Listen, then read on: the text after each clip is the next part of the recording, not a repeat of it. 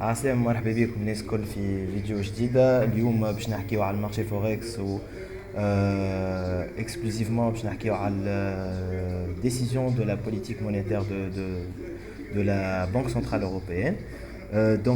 Par la suite, il y aura la conférence de presse qui va être dirigée par le gouverneur de la BCE, Mario Draghi.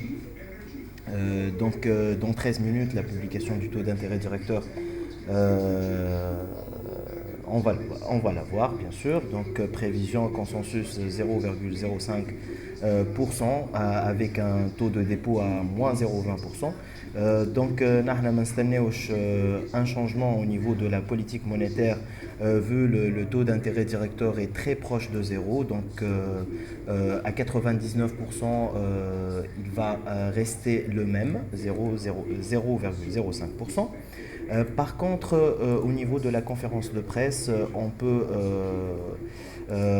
peut avoir des surprises, comme par exemple accélérer le QE, le programme d'assouplissement quantitatif de la BCE, car le ralentissement de l'activité économique de la Chine peut impacter sur la croissance économique de la zone européenne.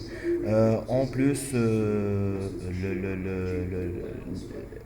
le freinage de l'inflation, l'accélération, il n'y a pas d'accélération au niveau de la consommation dans la zone européenne. C'est pour ça Mario Draghi peut donner des petits messages par rapport à une accélération au niveau du programme d'assouplissement et pourquoi pas ne pas le terminer fin 2016 comme prévu et يزيد يطول في البروغرام هذايا pour avoir une solide reprise au niveau de l'activité économique et pourquoi pas une augmentation au niveau de la consommation. Ça, ce qui concerne les indicateurs attendus aujourd'hui dans 15 minutes et dans 45 minutes. Techniquement, on va voir la paire euro-dollar. La paire se trouve toujours en dessous de sa ligne de support oblique cassée hier déjà. On va voir de près ça. On supprime cet indicateur et celui-là. Regardez bien ici, il y a eu la cassure, un petit pullback et par la suite le marché reste à 1,1227 avec une petite variation et une faible volatilité vu que les investisseurs sont en train de patienter la publication du taux d'intérêt avec la conférence de presse. Ça, ce qui concerne la paire euro-dollar.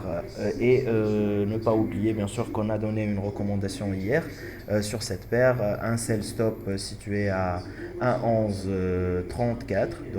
Il est toujours valable, il est toujours valide. On le laisse, bien sûr.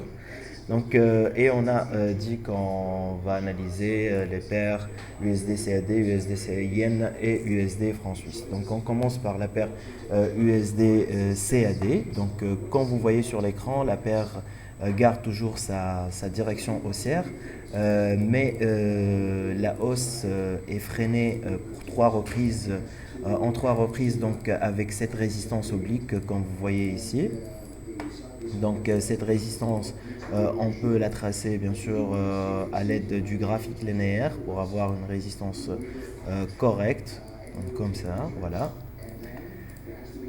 Cassure de cette résistance, bien sûr, va laisser la paire continuer sa hausse pour fixer d'autres plus hauts historiques. Pourquoi pas aller toucher la barre 1,3500. Pour cela, on va programmer un ordre d'achat qu'on va appeler buy stop.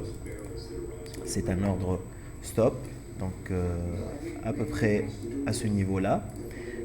Avec un stop loss situé en dessous de ce dernier minimum, un stop loss ici, voilà, et un TP comme on a dit à 1,3480, 1,35, ce sera parfait. Voilà.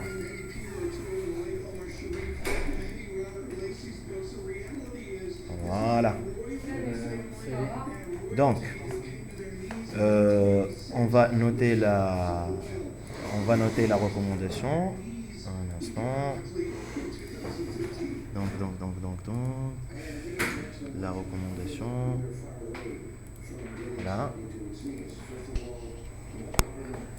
Donc USD CAD.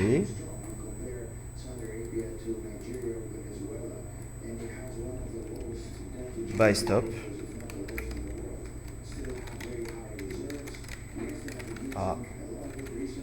Buy stop à 1,3366. Un TP à 1,3480 et un stop loss à 1,3180. Donc ça, ce qui concerne la recommandation sur la paire USD-CAD. Donc on passe à la paire suivante, USD-Yen japonais. Donc ici, on remarque la formation d'un triangle symétrique, comme vous voyez, avec un support et une résistance. Voilà. Donc les indicateurs mathématiques, bien sûr, nous donnent des signaux de vente.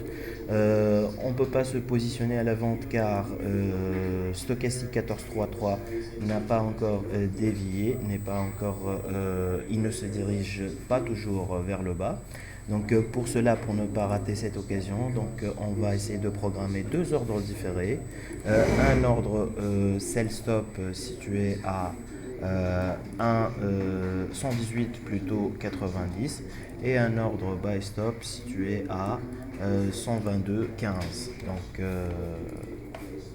la paire USDC yen japonais. Donc USD yen japonais. Donc buy stop à 122,15 avec un TP à 123,60 et un stop loss à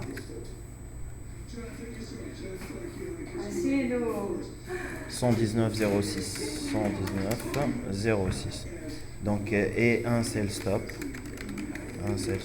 à 118,90 avec un TP situé à 116,90 et un stop loss à 121,20. Voilà donc les recommandations ce qui concerne la paire USD et yen japonais. Donc on termine par la paire USD franc suisse. Donc hier soir, bien sûr, on a eu un fort signal d'achat suite à la cassure de la ligne de résistance horizontale, comme vous voyez ici. Voilà, donc la cassure était exactement à 11 heures. Voilà, donc il y a eu la cassure. Bien sûr, ici, on peut même vérifier un petit drapeau avec une résistance et un support tracé comme suit. Voilà. Donc le signal d'achat est donné bien sûr hier. On peut bien sûr acheter maintenant pour viser la résistance suivante située à 0,9390 avec un stop loss le dernier minimum est au 0,95 67. Donc recommandation buy au marché.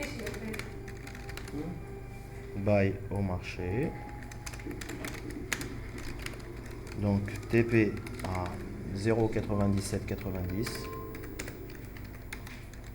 et stop loss à 0,95 55. 0,95 55. Donc voici les recommandations qu'on a données. Merci pour votre attention et à bientôt pour une nouvelle recommandation. Şükrü gitme kızımın peri.